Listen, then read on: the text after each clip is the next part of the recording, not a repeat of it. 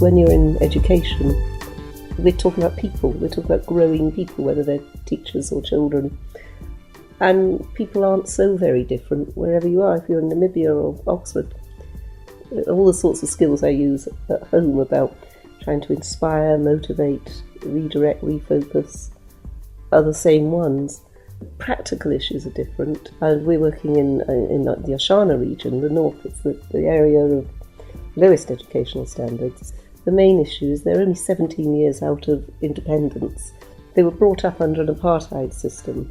So the teachers teaching in these schools had very, very patchy education. It would be awful to expect them to suddenly provide an education that they haven't lived through themselves. So I think that's the challenge. They've got to really experience good quality teaching and learning to be able to understand what it is and how exciting it is.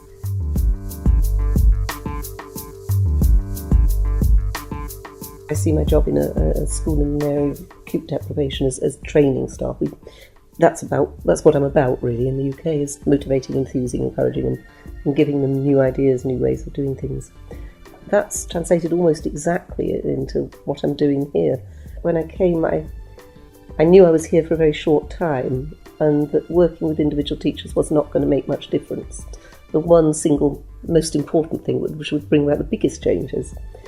And what I decided to do was to train the heads of department and the principals within our cluster, and particularly on lesson observations. I'm used to doing a lot of training at home, and all those sort of activities and ways of approaching training made it much easier for me to plan a programme. And I talked about their right to have feedback on how well they're doing at their job, their right to have support to get better at it, and their right to know that if they were doing a good job they'd get praised. But they've been wonderfully responsive. They've been it's fantastic to work with them. They want to learn. They have a positive attitude to a volunteer, I think. And so right from the start I've said that I'm going to train you. But the first training session I did, I looked around the room and thought, oh no, I've completely misjudged this, because I'm asking them to do participatory active tasks rather than in a culture where the tradition is to be told, to be lectured. And there was an awful moment where they just looked at me and I thought, But after that they got up. I'd always thought about and heard about VSO, and I've travelled a lot and worked abroad before. And I wasn't certain about a 2-year commitment. And I saw this when I saw it was 3 months. It made it all suddenly doable. And it's been fantastic for me. I've gained masses from it. For me, certainly, I wouldn't have been doing VSO now if it were only 2-year placements. I think you can do a lot in that time if you go in knowing what you're doing. And I wouldn't have wanted to try and do something which was a new job to me in a very different country. But because I was doing stuff which was familiar to me, the context is very new and I've had to adapt things, but it meant I haven't had to worry about what to do or how to do it so much.